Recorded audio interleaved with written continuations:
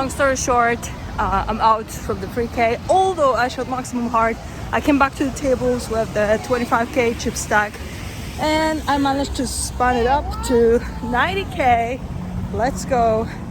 But yeah, poker is poker, and I'm out. But I had hopes because 90K was already like 40 something big blinds, so I was getting there, but well, we missed some. Like at the end, I got ace queen into ace king, whatever, and here we are. Back to Venetian.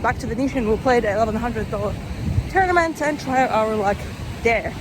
On the bright side, this tournament has 40-minute structure, so I am buzzing.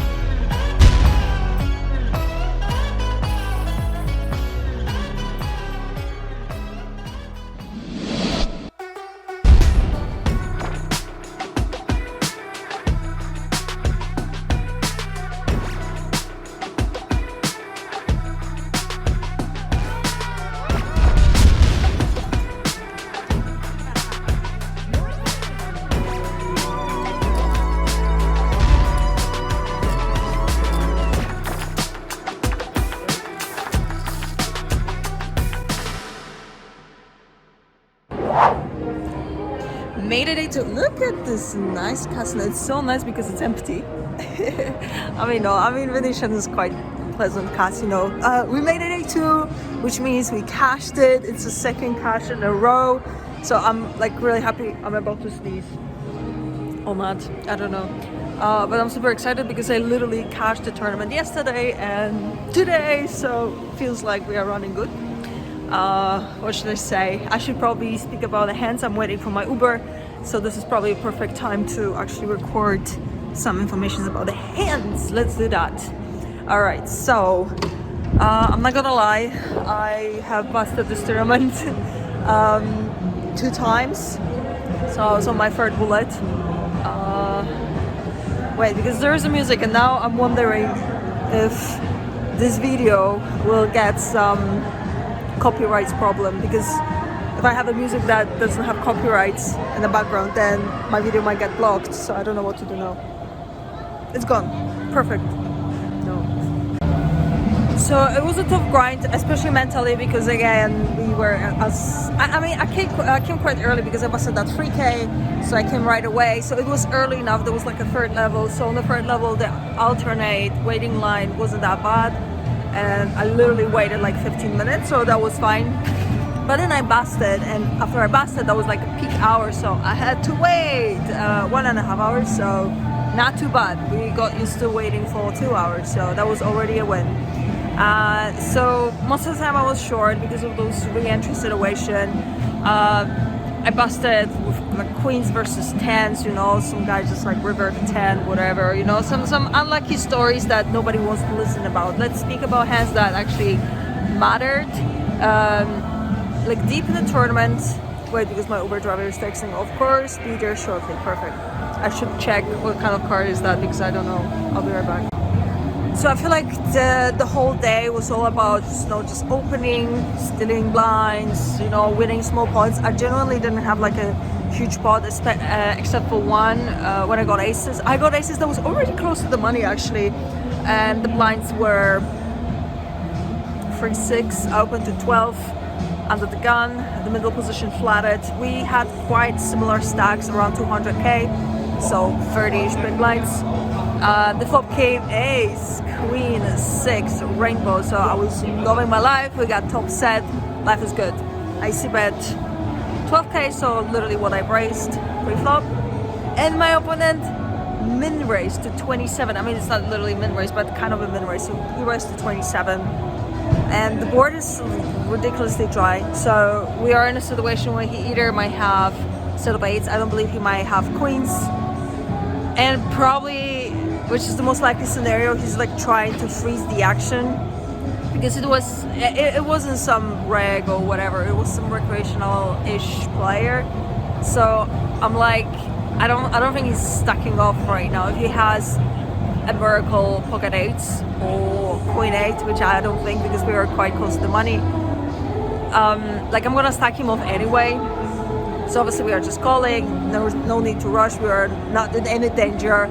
The turn comes deuce, so total brick. I check and he checks. So at this point I know that he was literally freezing the action, because imagine him having 2 pair or set or whatever, he would be firing another barrels because he wants to stack up my ace. But he checks. I don't think it's a trap, I don't think it's anything crazy. The river comes, another blank. So we have absolute nuts. And now the question is what kind of sizing we should apply, you know, what kind of sizing we should go for.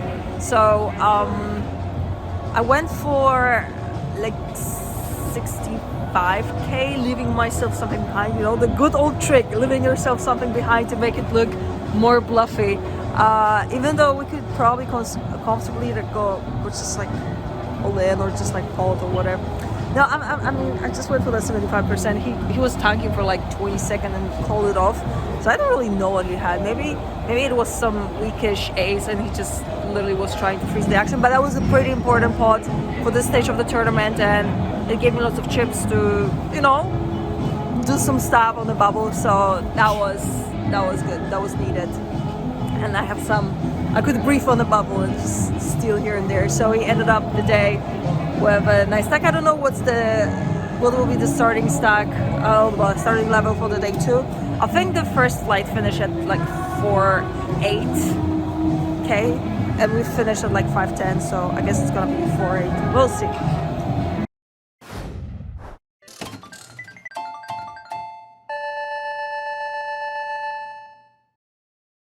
Alright, it's 21st of June. I slept literally 6 hours, and this is one of those days where you go back home at like 1 a.m, you fall asleep at 2 a.m, and the next day, 11 morning, you have a tournament. But I slept only 6 hours. I don't know, maybe some thoughts woken me up, because I fall asleep pretty quickly, but I just woke up so early without the alarm. So I don't know, maybe it's just my brain being like, wake up, I got a day 2. Though I'm not excited, it's just a day 2, we're in the money, you know, it's nothing crazy. But yeah, it's just one of those days. It's pretty early. What is it? 9:40 right now. So I'm gonna make some breakfast, some preparation, and then we'll go to the casino. I misclicked and I didn't record the flipping of the pancakes the first round, so we'll record the second one. But they are beautiful, look. Just banana, eggs, and oats. It will be sweet, beautiful, yummy, crispy, and everything. And healthy. Gluten-free. Alright. Guess they are ready.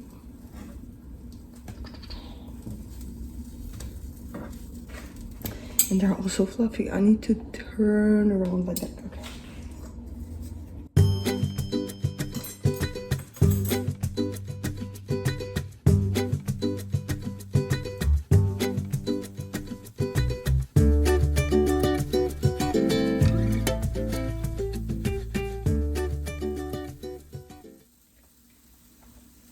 Now wait. Or eat while waiting.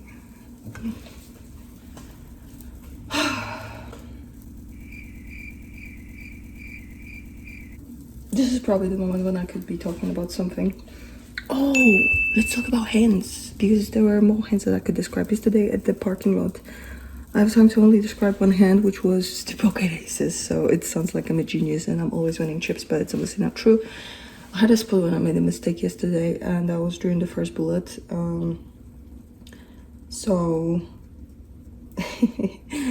Yeah, so I opened under the gun 9-8. See that I had like 50 big blinds, I think, and the blinds were 300, 600.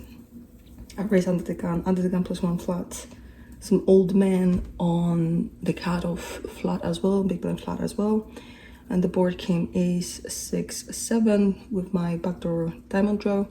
So we got a multi-way, and those people are just, I don't know, limping everything. I don't want to be in the check calling mode, I guess. So I've decided to c-bet. Under the gun +1 folded jacks, as he said later.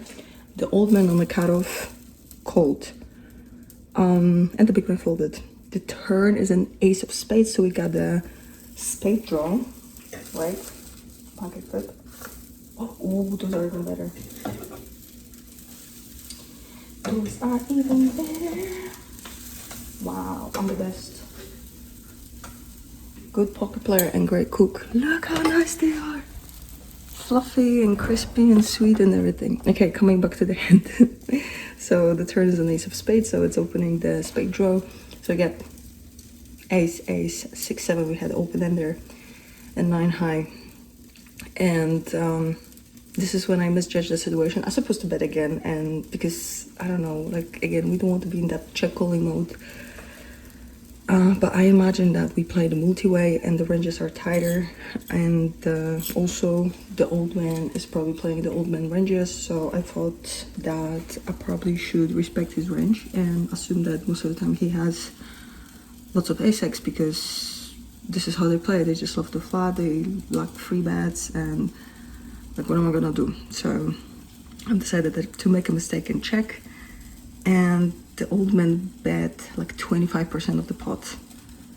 And I was like, oh my god, what is this? And it's funny because I spoke about this with my friend Max, and we both agreed that most of the time those Americans, when they value bet of the spin sizing, just like they want to get more chips and just like milk the other player. So I was like, shit, he probably have that ace, but maybe, just maybe, he has some 7x and he's just like block betting to freeze the action on the river. I don't know. So I ended up calling, and the river comes a 6. So we got ace, 6-6-7.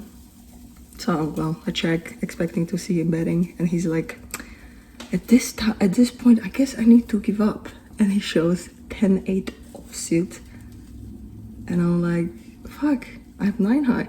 It's 10 high. I was like, oh my god, I would never assume that he has some nonsense hand like 10-8 offsuit. So that was a big fail.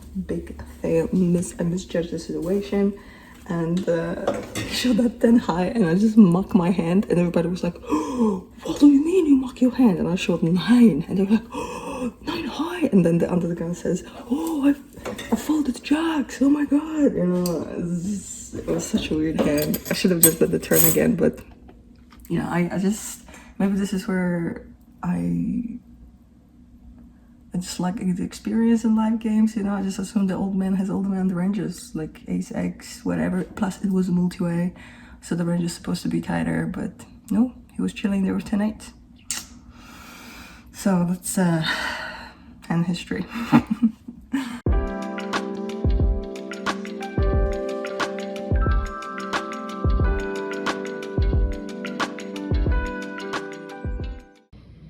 And the breakfast ready. We got some source of fat. This is peanut butter, obviously, and some Philadelphia fruits. So we got fats, proteins, carbs, everything in one meal.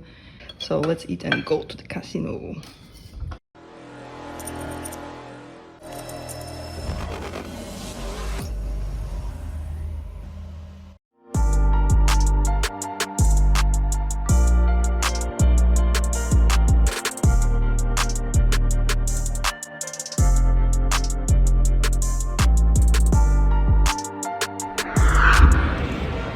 We are on the first break of the day. That means we just played 2 levels. We had a pretty dramatic beginning of the day. I started with 30 big blinds overall, and I doubled up the short stack at the very beginning. He had like 8 big blinds, so losing 8 big blinds of the stack depth feels like a lot. I had ace queen, he had king jack, and we did not win, but well, it happens. Then I managed to recover by winning jack 9 of diamonds versus pocket 7s. So life is good. We are back to 30 big blinds. Right now I have 375k. We were playing the blinds 6-12, and I guess right now we'll be playing 10-15. So yeah, that's still lots of room to play. So let's see how the next levels will go. Oh my god, I didn't press the record button, I'm the worst. So what I was saying, the update. So ever since I recorded the update on the break, nothing really happened. I was just absolutely carded, and well, I made a few page jumps, but there was nothing I could have done. Like I promise. And I finally got 10s, and I lost versus 10-7. My opponent went straight, and I'm out. He's still in. He was even sorry. He was like, I'm sorry. I was like, well, what can I do? That's fine. We're still in Venetian. I registered right away to the 800 daily. So yeah, the waiting line is not that bad today. I am alternate 220, and they're calling right now 187. So it's just the perfect timing to go grab some lunch and go again, play again, and try again. Should I say something more? No, it's just, you know, one of those days. Nothing I could have done differently. Well, I'm happy that I made a bunch of pay jumps. I made like 4 points for the challenge, so that's all right. You never know. You never know. Maybe there will be the game changer. Maybe those 4 points will decide if I win or not. We shall see. We still got a full month of the grind. We are on Las Vegas Strip. That means we busted the $800 event, and we are on the way to Encore and win, because there's a 2.2k mystery bounty. So I'll see what level do they play, what kind of what's the field, what's going on, and maybe I'll register it. Actually, this tournament might be good for the challenge, because if I hit some nice bounty, then I might get my points to the challenge. So let's see how it goes. As for the $800 event, there's really nothing to talk about. I've lost set over set, I've lost clip, blah blah. You know, nothing exciting, so no hand histories from that tournament, seriously.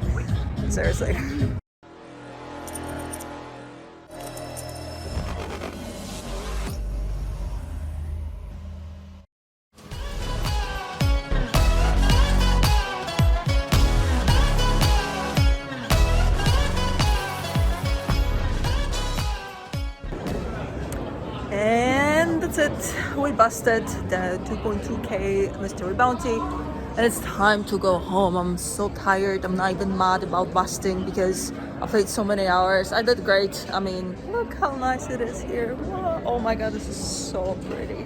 Look at that. Wow. Yes, I'm not even mad. Well, I max late registered this tournament, so started with 20 big blinds, and well, I just didn't get good cards, didn't get any momentum, didn't spin up my stack.